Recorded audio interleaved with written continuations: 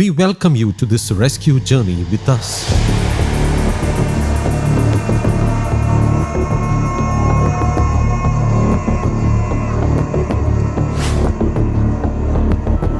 I just spotted the snake. These are pits dug for piling work. Inside one of them is a small guest, a spectacled cobra, scientifically known as Naja. This species is locally called a moorkhan, sarpam, naagam, and nallathan pambu. Anyway, this small snake is trapped in a pit dug for construction work.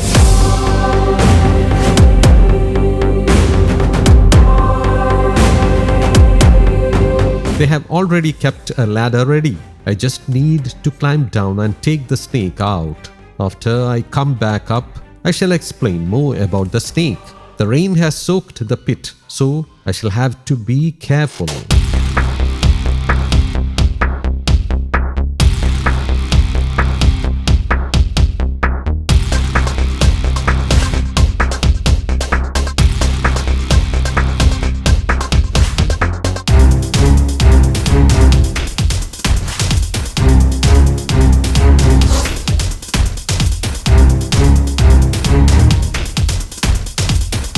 This is a healthy female snake. Let me come up and continue the introduction.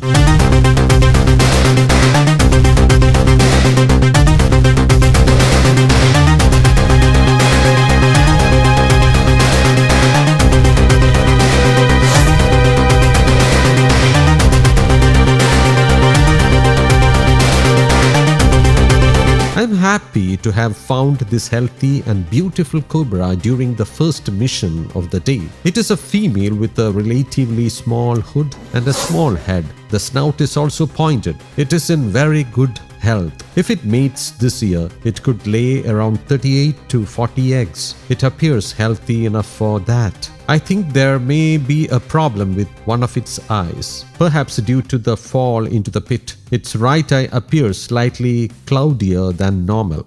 I think it may have come here in search of food before this year's breeding season. After laying eggs in a burrow, a female cobra often remains nearby until the eggs hatch and the snakelets disperse.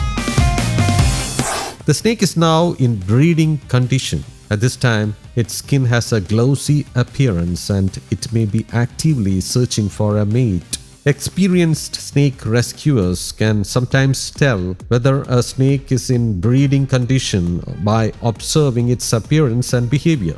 If we hold the snake like this for too long, it will become irritated. Moreover, prolonged stress may affect its normal behavior, including breeding behavior. Not one or two, but dozens of cobras have been featured in our episodes. Now let me lift this cobra off the ground and see if I can get it to raise its hood for our viewers.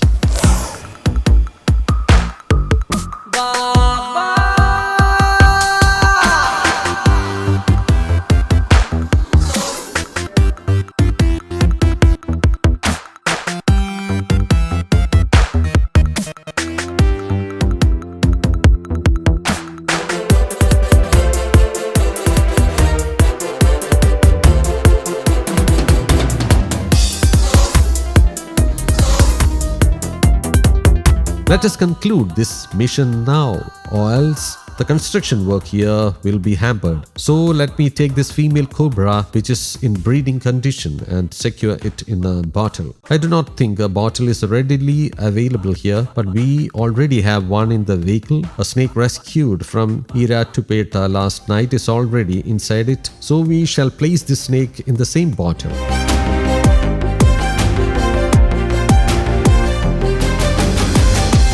I do not know whether the other snake will come out when we try to put this one inside.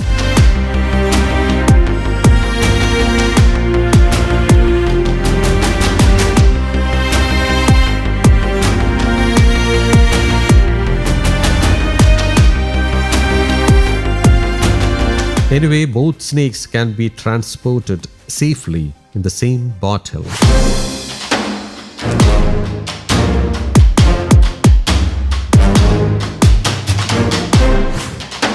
Where did you see it? Inside this? It put its head out 2 or 3 times. What he is saying is that the snake is under this cement block. Let us see whether it is a common species or a rarely seen one. Let us see if it is still here.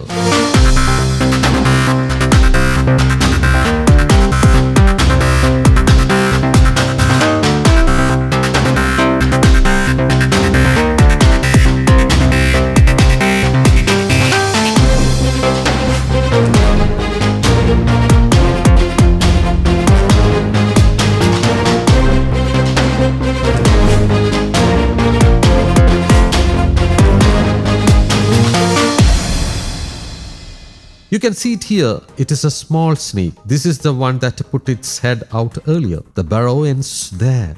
It is nothing but a trinket snake, locally called pambu. I have rescued trinket snakes from this locality several times before. This is a small female trinket snake.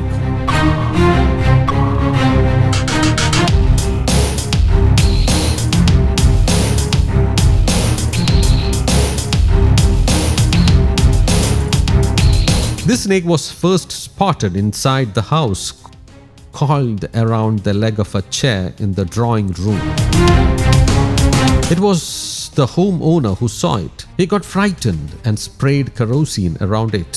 Thankfully, not directly on it. We can still smell it. One thing I can tell you is that the presence or absence of crossbands, stripes, or a uniform body color cannot be used to determine whether a snake is venomous. Both venomous and non-venomous snakes in India may have bands, stripes, blotches, or uniform coloring. Proper identification requires examining the species as a whole, not just its color pattern. Look at this snake. The crossbands that begin near the neck end around the middle of its body. The markings gradually fade towards the tail. It can bite, but there is no danger from it. Even if it bites severely, there is usually no need for any serious medical treatment. This is a non-venomous snake. This species behaves much like a rat snake. Anyway, let us bottle this snake and head to the next location. You can see me securing the snake in this bottle. Without wasting any more time, we shall leave for the next rescue site. Before that, we thank the people here for protecting the snake until we arrived. Many rescue calls are waiting, so we are now moving on.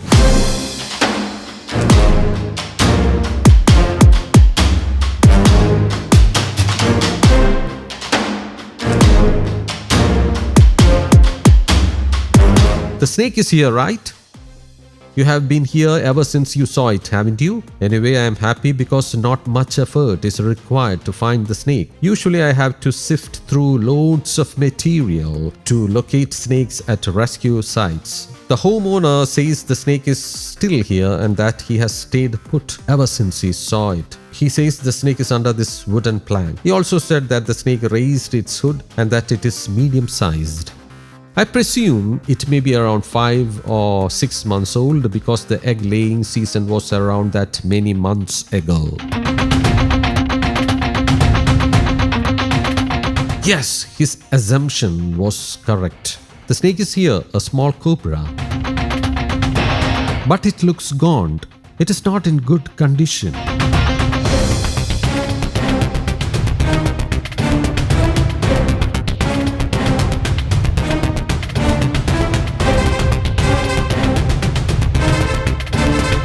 Let me take this tiny cobra out.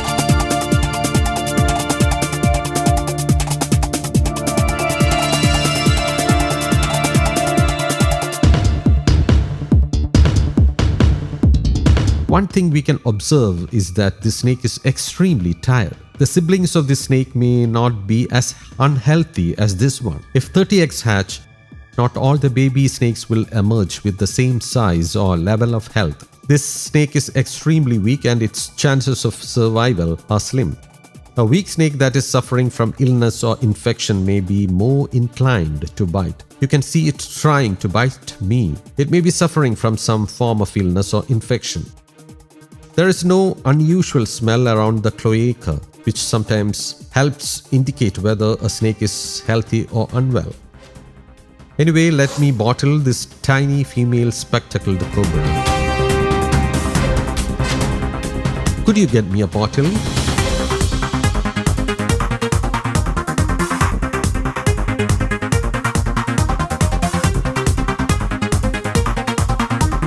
The work here is complete.